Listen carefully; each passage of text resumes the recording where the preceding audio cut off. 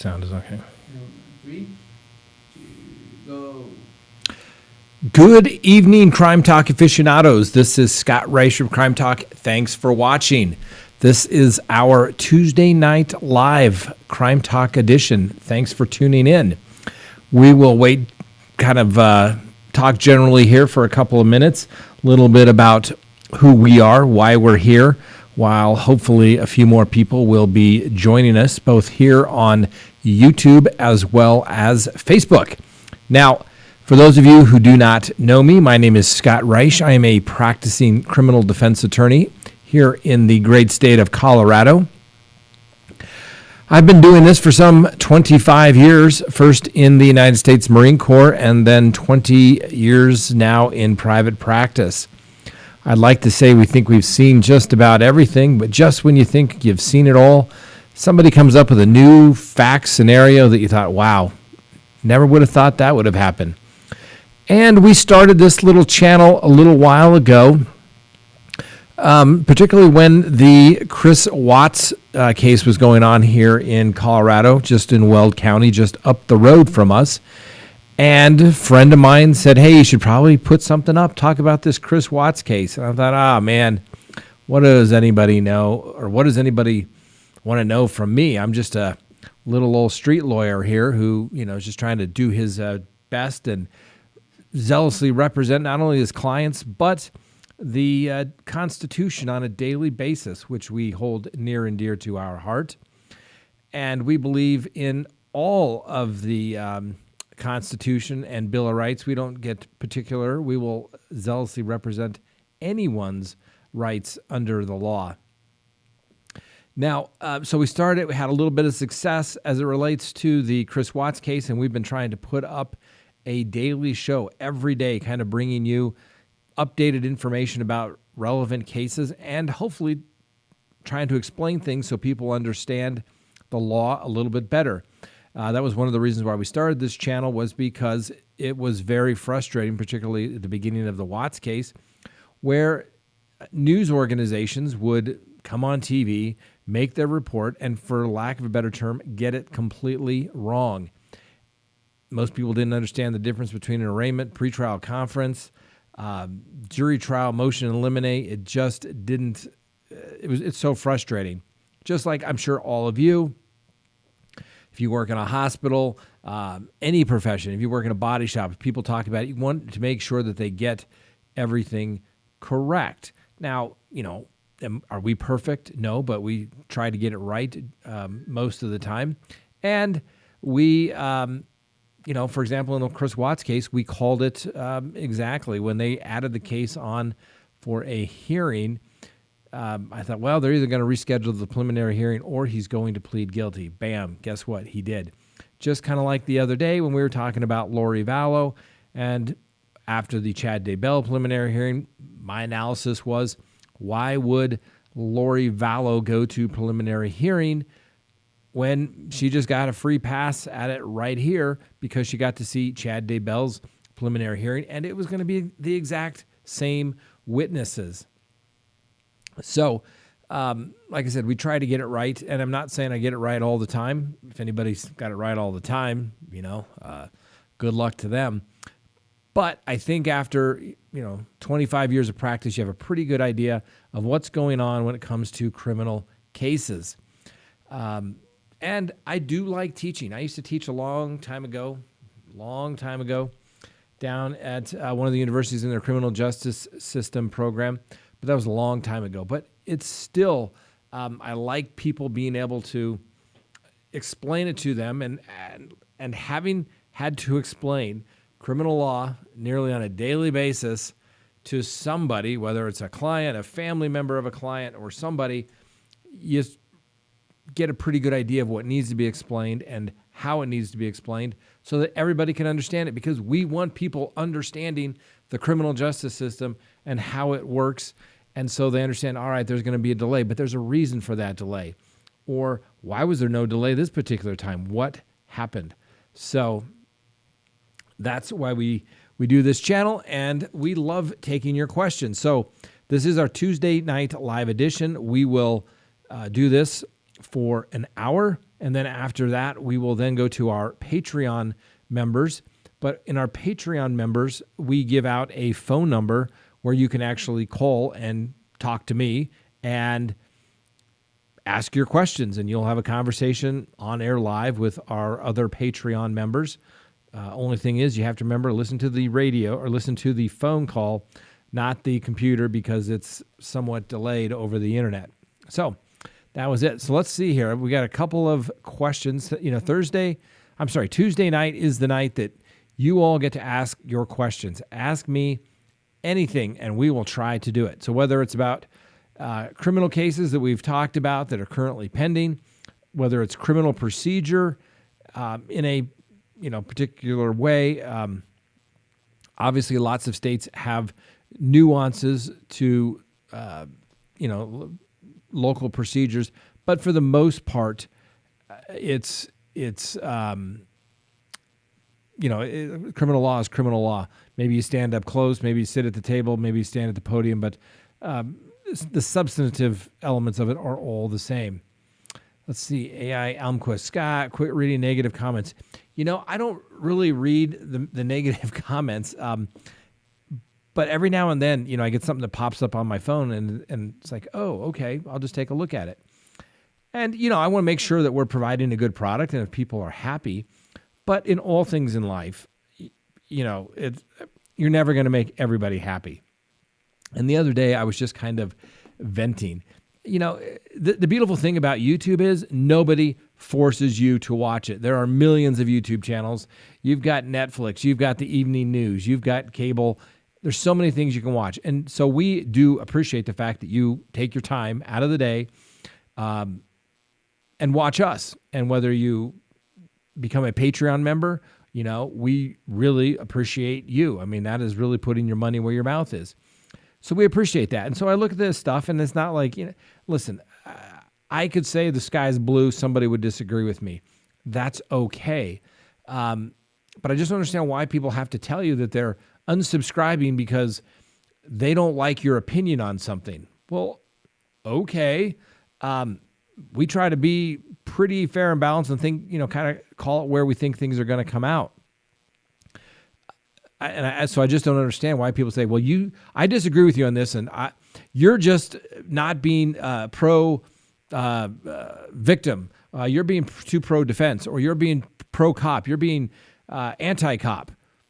I mean, literally in the same video, I was accused of being pro cop and anti cop all in the same video. So I must have been doing something correct, I would say. And so that's just the way it is. But I you don't have to tell me that you're leaving. That's okay. I appreciate it. We appreciate you taking the time. We hope you learn something. If that's how people make their decisions of, I agree with this person one time, then that's it. I mean, what can I do? I'm probably not going to change my opinion just to keep you here. We've grown. Yeah, we're almost 130,000 subscribers. Almost 23 million views of our videos. Somebody's watching. I hope somebody likes it, but I'm not going to change my opinion for one person to say, this is the way it is. I just simply am not going to do that. If I did that, I wouldn't be doing my job as an attorney, saying, Judge, here you go. Could you imagine as an attorney that says, Judge, you disagree with me. I'm not going to come in here anymore and play. I'm going to take all my clients and my stuff and go home. So that is just the way it is. And, we try to have a little fun. Ladies and gentlemen, sometimes this stuff can be a little bit of a downer. Let's face it, right? I mean, we're talking about moms disappearing, wives disappearing, people doing horrible, terrible things to other human beings in the human race, okay? And sometimes if you can't laugh about some of this stuff, and sometimes maybe it's a little off-color joke or something along those lines and you offend somebody, but let's face it, ladies and gentlemen, sometimes this stuff can get pretty depressing. And if you can't laugh about it or try to laugh about it, you'd probably do nothing but cry. And I don't want to cry, all right? I don't cry. Bottom line is don't cry. I've been accused of being heartless and things of that nature, so I'm not going to cry. But you know what I'm saying. You have to be able to laugh. If anybody's ever known somebody who's been an attorney, I'm not talking like, oh, you're a corporate lawyer and, oh my gosh, did we put that comma in the right spot or should we go with a semicolon? That's not exactly the stress that I see as an attorney. We represent people charged with homicides, murders, doing bad things that have done terrible things to other human beings. And yes, you want to zealously protect their rights, but you're also human as well. So it's just one of those things where you just gotta kind of go along with it some days. And if you've talked to people, like I said, attorneys that are kind of in the trenches, you talk to first responders, police officers, firemen, people that work in emergency room, ER nurses, ER doctors. Sometimes they have kind of a dark sense of humor sometimes because that's what gets them through the day. And it may not seem like you're complaining, okay? It's just your way of saying, man, you get tired of seeing the same stuff over and over again. And it just gets, so frustrating. And you see the stuff that goes on today, and we try not to get political. And yes, I'm, as a criminal defense attorney, there's always those clients that deserved a bond that were too high because bond should be no greater than reasonably necessary. But when you start putting a revolving door, and I'm not talking as a criminal defense attorney, sometimes that works out. But if you're talking about as a member of the community and they are letting dangerous people out, you have to sit and wonder, what are you thinking? Okay? Yes, in the late 80s, mid 90s, you had a big swing in mandatory sentencing. Everybody got mandatory sentences, and things started to come back kind of the other way. And so it's getting a little more rational, but it's swung so far that it just makes no sense. And excuse me 1 second. Hey, Frank? All right. Thank you. Sorry, excuse me. Had a little intermission. Frank and I, Tuesday nights are late night. So we'll be here, and then we'll do the Patreon, and then we'll finish up a couple of things before I can go home, before I got to be back here by about 7:30 tomorrow morning. So we always try to buy Frank and me dinner so we can eat it in between this show and the Patreon. So the delivery guy had just arrived. So excuse that little interruption. So anyway, that's where we are.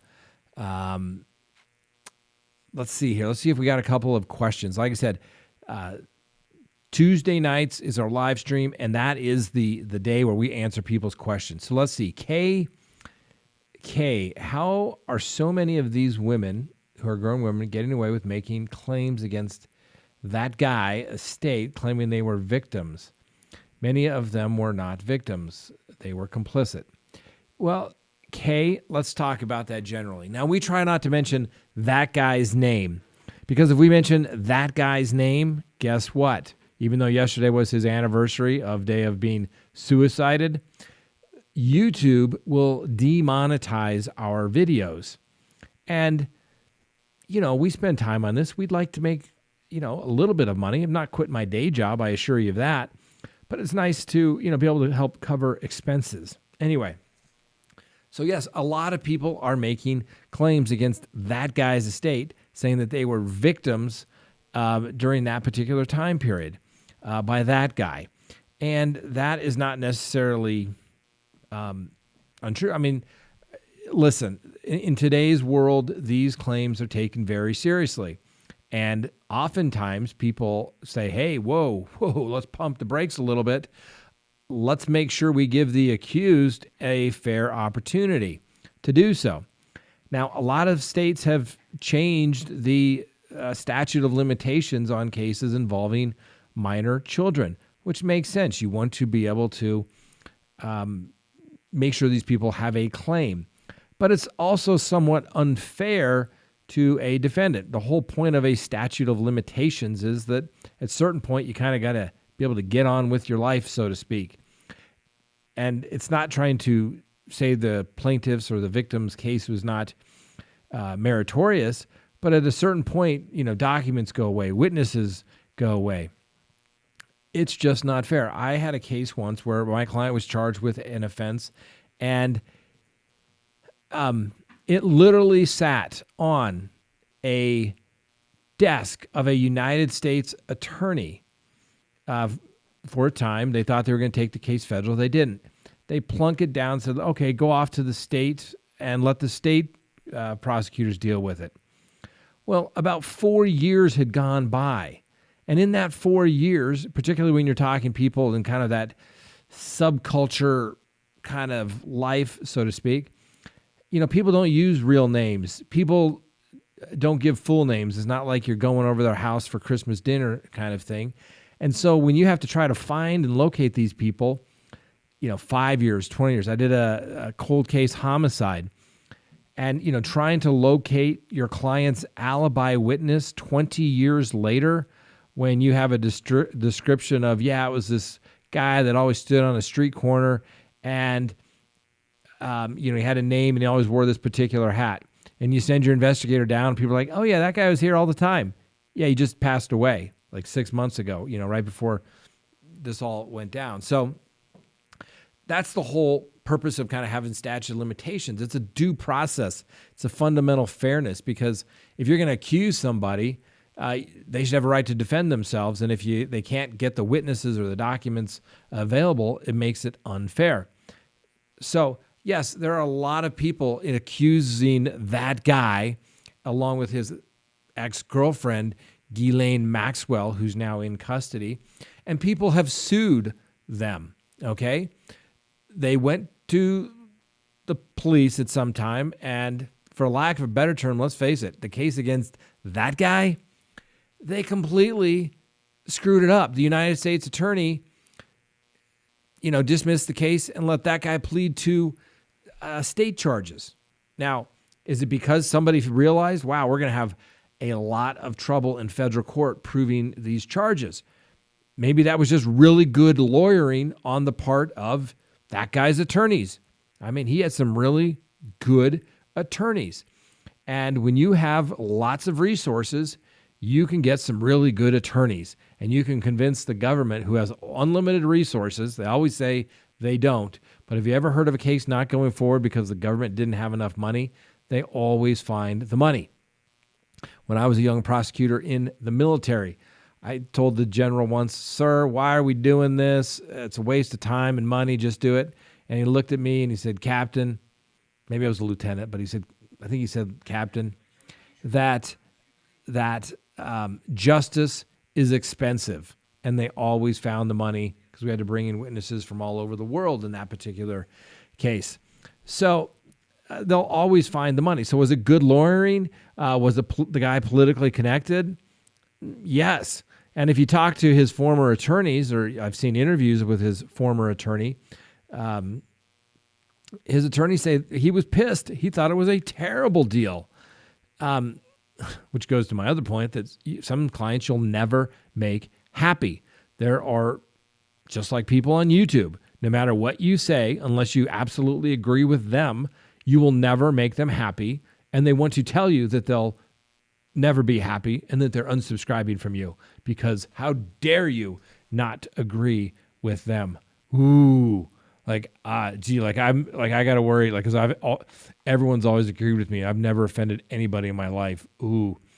And if there's one thing you've also learned, if you don't have a little thick skin, particularly being a criminal defense attorney, representing the despised and the damned, you're not going to do it for long. And it also takes a toll in your private life, where people are, oh, you do criminal defense work. Ooh. I would have family members, when are you going to get yourself a real job? Wouldn't you like to be a judge someday? My ex-mother-in-law always asked me that. I'm like, no, why would I want to do that? I couldn't take the pay cut. So it's, it's just something that you gotta do. So that guy, jump back to that guy. He got some pretty good attorneys, got a great deal. Those people that want to go after him, the victims, they have their time limits. Go sue them if they can do that, okay? But guess what? You're suing for money. And if anybody says they're suing somebody and it's not about the money, they're lying, okay? Because it's always about the money. And if you go back and watch, and we're going to have to do this one of these days. Frank, will you remind me? I got to do this. We have a video. I did it a long time ago. It's called The 12 Undeniable Truths of Life by me, according to a criminal defense attorney. All right? I think it's pretty darn good. It's got me pretty well through life thus far. But if somebody says it's not about the money, okay, then it's always about the money. Bottom line. So yes, do these people that want to sue these guys, that guy who lived in Florida, who had planes, who had his own island, who had his own compound in New Mexico, did these women want the money? Yes, absolutely. And if they say they're victims, then guess what? They still have to show damages. All right. So let's get a little off from criminal law, but it's closely related because you can bring a civil suit and there can be a simultaneous criminal lawsuit. Usually the criminal case goes forward because the defendant would have a Fifth Amendment right against self-incrimination. And if he asserts those rights in the civil case, oftentimes there'll be what they call a negative inference. It says you can consider that negative inference that he took the fifth. You don't get that in a criminal case, but civil case is different. We're talking about money. But you still have to show that somebody had a duty to somebody or they did an intentional act to them. But ultimately, you have to be able to show that these people have damages, all right? You have to show economic damages. What's their financial loss? Did they have to pay, a couple of months of therapy, maybe a couple of years of therapy? Then you have to be able to show non-economic damages. That's what people call pain and suffering. What is going to make it right, so to speak? Well, guess what? Lots of states have caps on non-economic damages. So a lot of these times, people are like, why would I settle? I got a cap of whatever. Why do you think insurance companies deny cases on personal injury? You can have, a wrongful death case and like, oh, guess what? Wrongful death, got a cap of $250,000 non-economic damages. And if they died in a car accident, whether you got medical bills, oh, sorry, your spouse is only worth $250,000. So they still have to prove that. So regardless of all the victims, and I hope they get compensated. Okay, they should get punitive damages against this guy for what he did, because that's what he didn't plead guilty to that, but they can probably prove by a preponderance of the evidence, which is the standard of proof in a civil case, much lower standard of proof than it is than a criminal case, which is proof beyond a reasonable doubt. All right, so hopefully that answers that question. Let's go on to another question here. And although we never ask for them, we appreciate the super chats. Thank you, Ginger Be Good. We appreciate super chats because they're so much easier to spot as they roll by. Let's see. I am curious. However, it might be distasteful and uncouth, but I cannot help it now that you are, quote, famous. Have your fees changed? Well, Ginger Be Good. First of all, no. My fees have not gone up, frankly, because I think that they're fair and reasonable, and I would hardly consider myself famous in any way possible, hardly at all. So hope that answers that question. No, my fees remain the same. I think they've always been reasonable because, listen, people always say, attorneys are going to, they're always trying to get you. They're trying to do you wrong or what have you. Yeah, no. Okay. And I've known attorneys that charge exorbitant fees on cases that they simply should not be charging those fees on. But hey, if they can get it, so be it for them. But, my general thought is if I'm going to steal somebody's money, I'll put a gun to their head. I'm not going to con them into saying, oh, I'm the only one that can do this. I'm the only one who has this particular knowledge. No, I'm kind of an open book. This is what you get. I'm not going to I have it in my fee agreement. I make no promises or guarantees as to the result or to the duration of the proceedings. You just don't know when the client comes to talk with you. You can't make any promises. And I always tell people, if an attorney is going to make you a promise, by God, hire that attorney right there. But before you pay him a penny, make sure he puts it in writing that he is going to guarantee you a win. And no attorney worth their salt is going to do that. Why, you say? Because that would be unethical, and no attorney could possibly predict that. Okay? The best you can do is say, hey, over 25 years, I've seen a case similar to yours 1,000 times. And 990 times of those 1,000 times, it came out like this. And then you're going to have other little situations that turn out this particular way. We'll see if we can get you into that small percentage of things will go really good, but this is probably what's going to happen. And what do clients most often want? Like anything in life, certainty, right? What do stock markets like? Certainty, predictability. Same thing when you go to court. Certainty, predictability. Well, like when you start going to trials, which is what we do, you don't know what's going to happen. I have won trials I should have lost. I've lost some that I thought we were in the game on. You just never know how things will turn out. Somebody doesn't call the right witness. Somebody calls a witness and says something completely different. The witness doesn't show that you think, and the judge won't let you continue the case. So many things can happen. I always tell people, you're a gambler, let's go to trial, man. I mean, unless they're making you what they refer to as a GORT offer, which is, G-O-R-T, GORT, it's guilty or trial. That's what that stands for. Sometimes DAs have a little stamp. You plead guilty to all charges or the original count, or we're going to trial. Usually your client has to do something pretty bad to do that. But then you, as the attorney, have a huge, you have to go make things happen. You have to go really dig in, start digging for mitigation, things like that when they tell you that. I've had that, So let's see. Lovely. You're famous in my house. What's going on with Letitia S? Letitia Stout. Did she ever go and get the test done if she's cuckoo or cuckoo for Cocoa Puffs? Letitia Stout, for those of you who don't recall, she is the stepmother of Gannon Stout, the young 11-year-old boy who obviously is now wound up deceased, and they found his body on the side of the road near a bridge, under a bridge in Florida. She also tried to allegedly escape from her facility where she's being held at the El Paso County Jail, which is down in Colorado Springs. The attorneys for her filed a motion to say, hey, we want her comped, all right, to determine competency. And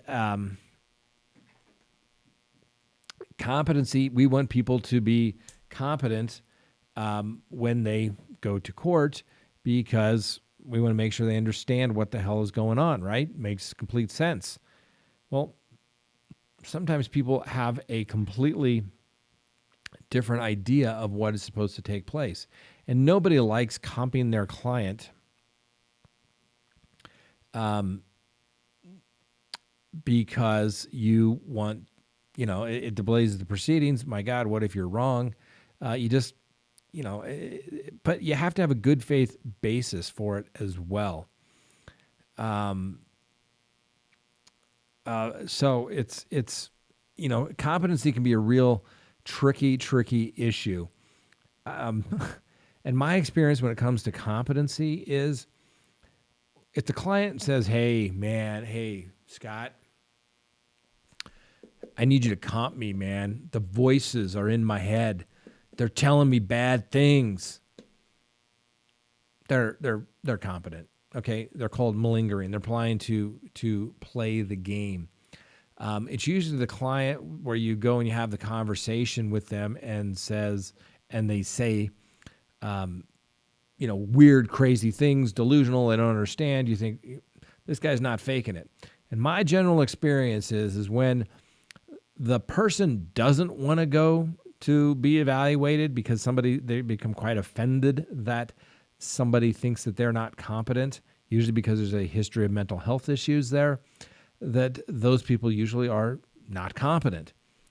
And so obviously you have to understand the proceedings, the nature of the proceedings, the roles of the prosecutor, the defense attorney, the charges, the role of the judge, the jury if they went to trial, punishment, those general concepts, things you would learn in your civics class, hopefully, although I don't think they teach that much anymore.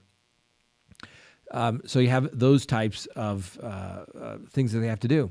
But then there's other situations where you have to be able to assist in your defense.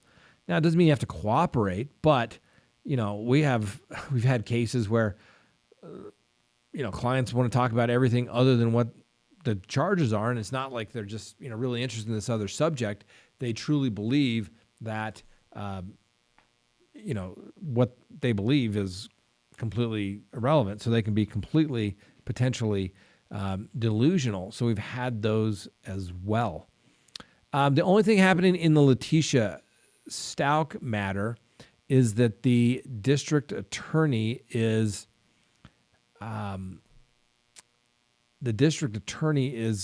notifying that they want certain records included in the competency evaluation. The prosecutor filed a motion July 24th in that particular case, and I'll just read it.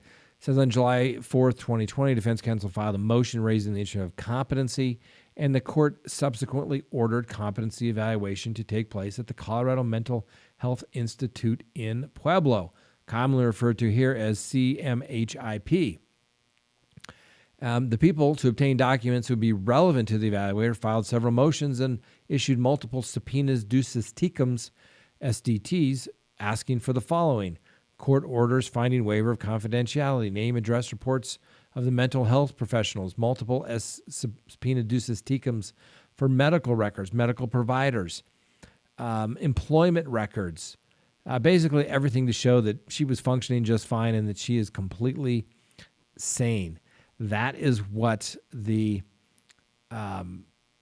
prosecutor is looking for, to show that she had no mental health issues or records until this case came up, and she thinks that she's just playing games. And so that's what the senior deputy district attorney, Michael Allen, has a really high bar number for being a senior deputy district attorney. Must have had a lot of turnover down there. And so the DAs, that's what they're doing down there. No competency evaluation report has been completed yet, but it possibly will be shortly. So the state has rules these days where the CHMIP has to get the reports done usually within 90 days. And then if there's issues, then either side can challenge whether their competency evaluation. The defense can get their own. If it comes back she's not competent in the Letitia Stout case, the prosecutor could say, no, we want another evaluation done. Same thing the defense can do, or the judge could order it themselves. Sometimes you just never know what you're going to get on a competency evaluation. Sometimes you can get a 40-page report explaining everything, or you can get literally a paragraph saying we talked to the guy and he seems fine. He may be a little stubborn in his beliefs, but that's it, and that's okay. So hopefully that answers your question there. Let me run back up here, make sure Lovely Denver. And thank you for letting me be famous in your house. I hardly consider myself famous in any way. And why would I have that attitude, ladies and gentlemen? Because yes, one of the other principles, the meanings, one of the 12 other undeniable truths from a criminal defense attorney is probably the most important one, There are two types of people in the world, ladies and gentlemen. Those that are humble and those that are about to be. All right? So I assure you, I do not consider myself famous. I consider myself to be very appreciative of what we get to do every day. I literally get up and all day, some days, by the end of the day, I want to go work at Starbucks, where I don't have to deal with people. But even then, I'm sure people get upset. But usually, I wake up every day and say, I'm the luckiest guy in the world. I get to get up, practice law, help people, defend the Constitution, have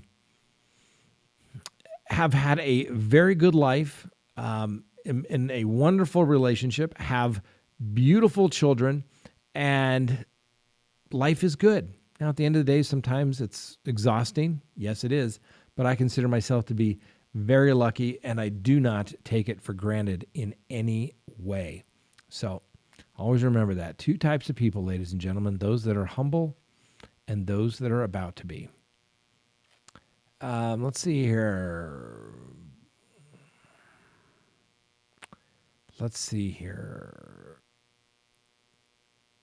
Let me look at this question here.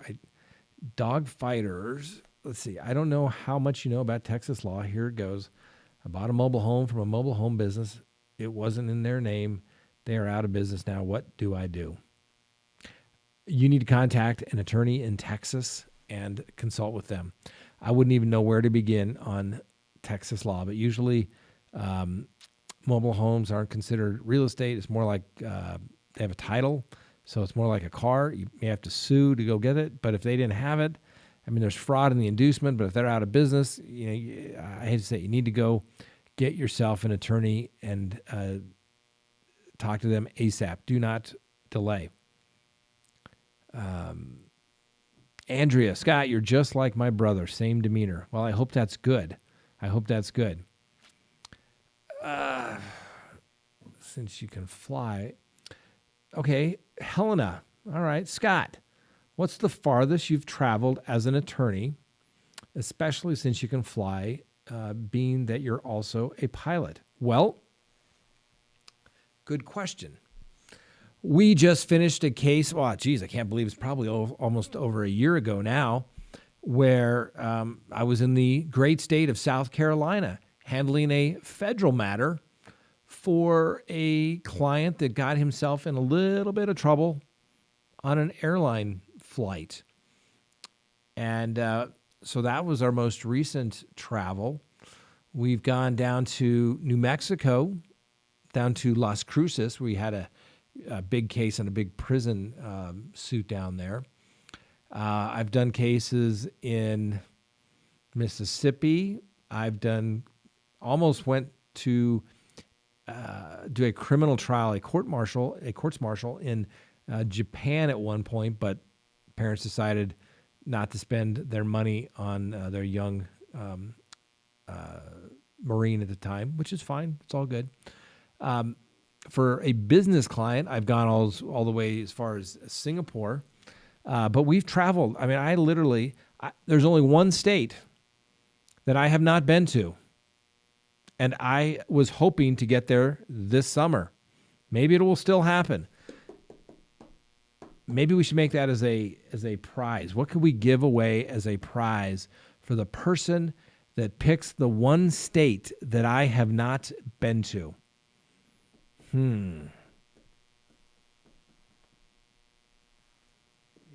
Perhaps a Crime Talk mug. Let's do that. A Crime Talk mug. And if I see it scroll by here and you pick the only state that I have not been to, the first person, we will have you send us an email. Have you send an email to Frank with your name, address, and we will mail you a Crime Talk mug, just like this beauty. So let the games begin. What is the only state that Scott has not traveled to in the United States? Look at that mug. Isn't that a good-looking mug? Wouldn't you like to have a nice cup of Joe or a nice cup of Red Bull in the morning with this thing? Absolutely you would. Absolutely. All goes better down with a Crime Talk mug. Let's see here. Let the games begin. Let's see. Angela, retain an attorney. Why aren't Lori and Chad being charged for murder? Maria Sol Fernandez. I hope I pronounced the Sol part. I think that's correct. Maria Sol Fernandez. Why aren't Lori and Chad being charged with murder? They don't have the evidence to support the charge. That's why. I know, you would think.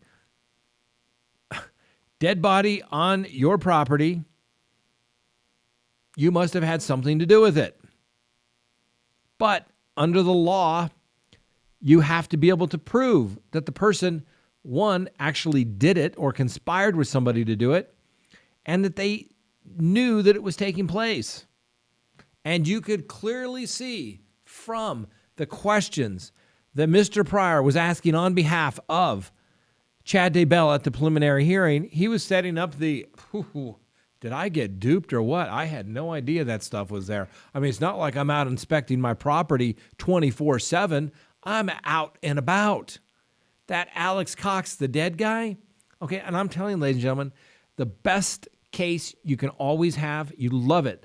The defendant who's not there, you point the finger at him all day long. Everyone's going to talk about him all day long like he's there, but he's not because he's either dead, pled guilty, whatever. In this case, Alex Cox, he's dead, right?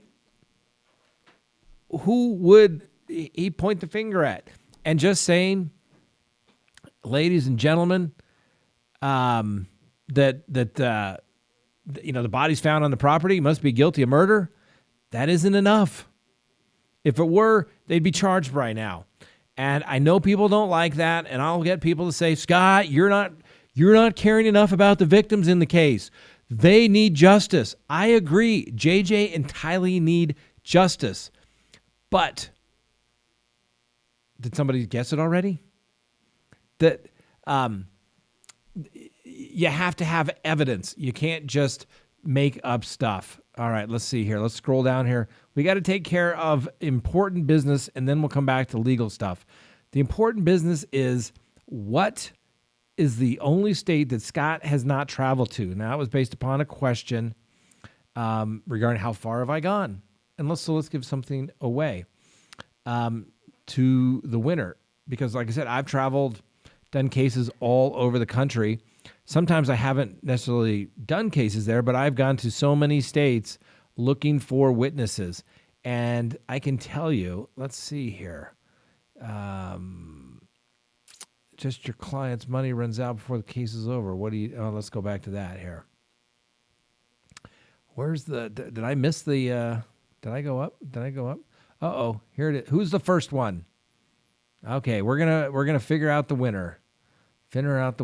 The state is, the only state that I have not been to yet is the great state of Alaska.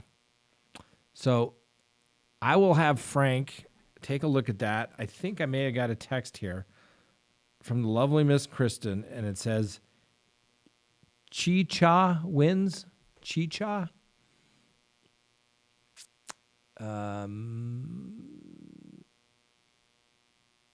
Anyway, Chicha, if you will send an email to scott@scottreisch.com, leave us your information. We will send to you at no cost to you a Crime Talk mug, just like this. So you can drink your morning cup of Joe with Scott, or you can have maybe, my favorite drink, because I don't drink coffee, which is Red Bull. And so, yes, Alaska is the state. I was hoping to get up there. Here they got some great fishing. Here it's dangerous as hell. And I think it would be super cool to go fly planes up there for sure. For those of you who don't know, that's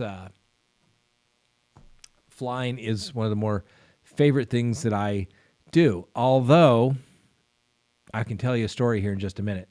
Tara Dalton, Scott, have you ever taken a case that you had with no experience? Yes, it was called when I was a young attorney in the United States Marine Corps. I didn't know what the hell I was doing. My God, they just threw you in there. But you sink or swim. But for the most part, you get up to speed pretty darn quick on a case. All right? So thank you for that question, Terry Dalton. K. Knight. And after, like I said, 25 years, there may be nuances that you have in any particular law. And that's why I hire a local counselor. You have an expert. But at the end of the day, a case is a case is a case. You know, I've been hired on civil cases to do cases because you'd be surprised how many attorneys never actually go to trial or haven't been to trial in years, if not decades sometimes. It's scary that they're taking cases that could go to trial and they've never gone to trial. So, yeah, so we'll do that. But so anyway, yes, I love flying, and I get lots. Look at all the people commenting. Wow, look at all those states. I bet, yeah, but yep, Alaska is the winner. Alaska. So Chi-Cha, you are the winner. Send me an email, scott@scottreisch.com. Send us your information, and we will get it to you. So I love flying, and I always get lots of questions about what's that big thing that looks like a big old knife over here in the corner. All right, can we see by a show of hands who would like to see exactly what that is? Okay, and before we get there, Adriana Rivera. Letitia's prosecutors charged her with murder without much evidence, though. I agree, and it could be a potential problem in that particular case. Where Letitia Stalk made her huge mistake was that she went and talked to the police without an attorney, and she made so many ridiculous statements that, frankly, she just sounds guilty. She is one that may have talked herself into it. We'll see where the evidence shakes out, but, you know, they have to obviously show who did it, when, under what circumstances. They have, you know, there has to be something there other than just an accusation. An accusation, the charge is not evidence of itself in any way. Okay, so it looks like there's a large show of hands here of people that would like to see this propeller. All right, hold on one second. Let me get it.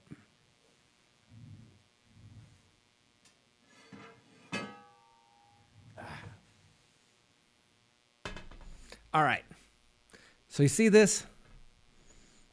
I love aviation. I love it. I love it. I love it. So most planes have, you know, general aviation planes, if assuming it's not a jet engine, they have multiple propellers on them, whether it's a turboprop, single engine, double, they have a propeller. This is one, and they usually come together and they mount on the front of the plane, and if they're variable pitch, you know, you can how it cuts through the air. So anyway, when these get old and, you know, they're no longer within their tolerance, they're no good and they have to be replaced. And it's aluminum. You know, they had old days, they had wood stuff, but these are aluminum. And so many, many years ago, there were people that were creating literally what I think is super cool, and it looks like artwork. So I was, I don't know, for lack of a better term, hanging out at the airport one day and came across a guy that said, "Oh yeah, somebody's got some of these propellers, and they have them stacked up. You should go talk to the guy." Because I told him what I wanted to do. I was like, I want to create one of them, because literally some of these people were charging $3,000 to $20,000 depending on the size of the propeller. And so I got a bunch of these. I don't know. I think I had maybe 6, 8, 10 of them, something along those lines.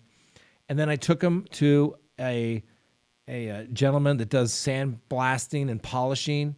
And yeah, he charged me some more money. And I thought, oh, I'm going to sell all these and I'm going to give them away. Or, you know, I'm going to make my fortune on the internet. Well, it didn't quite happen because I thought it was so cool. You know, I kept one for me. I gave one to my son when he got his wings. He's now a captain in the Air Force.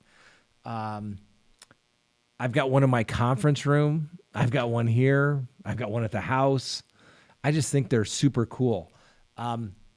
Unfortunately, ladies throughout my life never saw the art value that I see in it. The lovely Miss Kristen, she has wonderful taste, but her aviation art,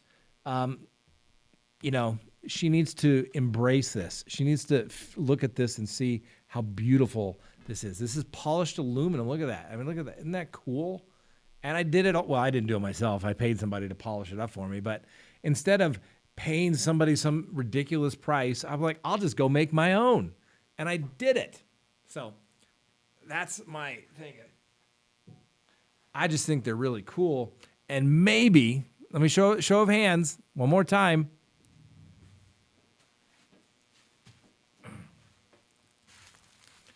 I've got 2 more of these bad boys just sitting over here in the studio. Maybe one of these days we can come up with a really cool contest to give these away, but someone would have to come up with something super, super cool to warrant one of these, because they are, they're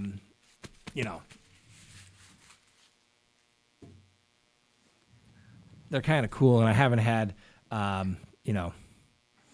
the opportunity to do this. Let's see here. The lovely Miss Kristen. Ladies. Okay, well, her, my daughter, my ex-wife, none of them really appreciated the artistic value of these. I think they're very cool.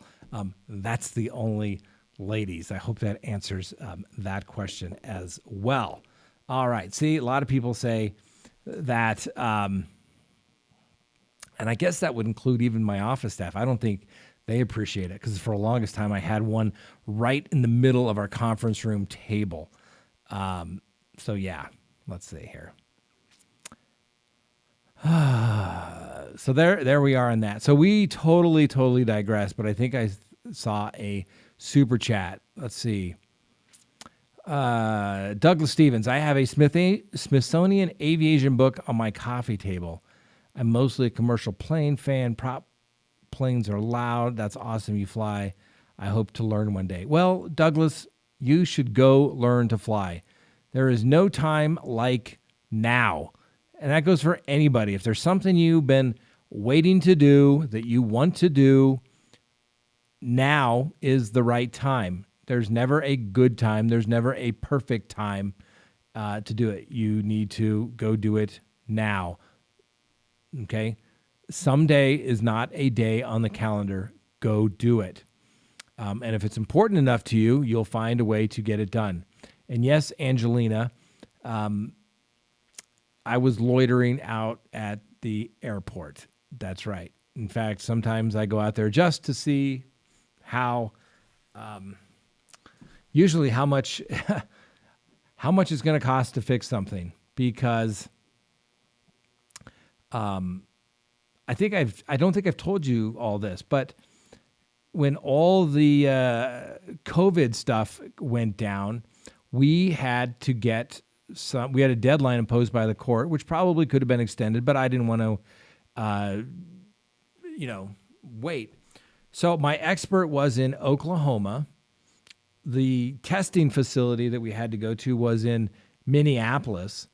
So when everything's shut down, but things were kind of starting to open up, I fly down, pick up my expert from Denver down in Oklahoma. We fly up to Minneapolis. Everything's going good. Fly the expert back after the testing to Oklahoma, fly back to Denver. And of course, we had to have my investigator, because he's, chain of custody guy if there's ever any issues. It's important. Then my other friend, who, we've talked about him. You should check out his page, the big jackpot. He's a gambler. So he says, hey, mind taking me up to South Dakota so I can go gamble at this place. This is when all the casinos were closed in everywhere else. And I said, sure, sounds like fun. I need to fly, keep my currency up. Fly up there, no big deal. Like, hey, I'll come back and pick you up. Need to build my, still need time. It's not like, it's not a commercial thing, so you can't charge anybody. You just do it as a favor to your friend, and I'd be going there anyway, right? And so I'm flying up there because like, hey, I'm going to need to pick you up tonight because the weather's getting bad and it's just not going to be safe. And so I'm flying out of here, and I think we'd just done a crime talk or something, and I'm like, all right, I'm out of here. Go to the airport, take off, everything's fine. I get to about Cheyenne, and the sun's just starting to go down a little bit, and I notice my oil temperature gauge is just not right. And so my spidey senses are tingling just a little bit, and I said, you know what? I don't want to keep going forward. What if there's an issue? Something's not right. So I turned back around because I didn't want to get up to South Dakota, this little airport, no control tower. I don't know if they had, when I flew in, paid attention to whether they had a mechanic on duty or anything like that that could handle anything. So I turn around, land. Friend of mine is there, says, hey, he's got a nice little Pilatus, and says, yeah, I'll take you up there, hook a brother up. He hooked me up. We fly up there and pick him up. Tell the mechanic, hey, something's not right. Check the plane out. They're out there running up the engine. About 10 minutes of running the engine. The engine seized up. That's right. That could have been me in the middle of the darkness of Wyoming having an emergency over there. Now, why you say does that even care? Because I've been flying for 20 years. I've never had an issue until the last 3 years where it's just like I cannot get a break. So the engine seized up. So guess who? That's right. Show of hands. Who gets to buy a new engine? This guy. That's right. It's lovely. Get to buy a new engine. But last March, when I was in a 3-week double homicide case, we were flying out. Plane just came out of annual. And we're taking off. 18,000 feet, clear me up, getting ready to set my altimeter 2992, and all of a sudden, and one of my associates is in the right seat, kind of looks at me, and you can tell he's looking at me like, what happened? I had no power. The engine was still running, but I had no power. Because it turned out the turbo on the plane, the turbos died. That's right. So who got to buy 2 new turbos? Yeah, that's right, this guy. But we were able to come back, declare an emergency, look like we were putting on a show, with the smoke coming out, but we landed safely. So, love aviation. I just do not like the expense of aviation. And yes, Pamela Hewitt, I'm glad I turned back. Yes, I am, because literally they ran the plane. I flew back. It was another 45 minutes, 10 minutes. Another 10 minutes, if I had flown there, would have died on takeoff or something, and that would have been bad for sure. Haley, Savannah, Georgia here. Thanks for tuning in. Savannah, I love Savannah. Lovely Miss Krista and I were in Savannah just a couple years ago, and I love the Low Country in South Carolina because it's my adopted home state, and I have a little condo down there that I have as well. I wish I could get back there more often. So if anybody knows anybody at, let's say, Piper, and they wanted to donate to me a Piper Meridian, I'd be more than happy to discuss crime in a Piper Meridian flying to South Carolina. It would be great. All right. So just anyone, show of hands, who thinks that would be really cool? We could do Crime Talk from a Piper Meridian. I mean, it's like $4 million new, but I'll take a used one. It's all right. I get it. All right. Let's talk a little more crime here. We appreciate everybody talking in, but this kind of time to talk and just answer questions. So that's, the kind of thing that we kind of talk about here just any time. Okay, I'm glad we'll talk about crime. Let's see. All right. So we also have the Patreon that we're going to be doing here shortly, and we'll talk about crime or anything anybody wants to talk about for sure. But it was kind of nice to be able to talk about something else just a little bit. Douglas, it is expensive. Yes, it is. But I'm telling you, there's nothing like it. It is a time machine. When you can do something in a morning that would take you all day, it's a time machine. It's worth every penny and then some. It is the best thing in the world. Yeah, we don't like to hear about people dying in a small plane crash. Yeah, and I agree. Boiler room radio, that's right. Gulfstream, G5, G6, the G650. But that's a little beyond my budget, right? A good 650 is about $60 million before you put an interior inside. Probably cost another $2 to $10 million. Depends on where you go. So anyway, that's where we stand. So what do we have before we depart here? Well, a notice of hearing. All right, the court has set the arraignment for Lori Vallow in her criminal case for August 27th. They issued the final official order today, August 27th at 1:30 p.m. I'm sure there will be video of that as well, and we will do everything to bring that to you. And we will see. She has August 27th, and her husband Chad Daybell, his appearance is set for August 21st.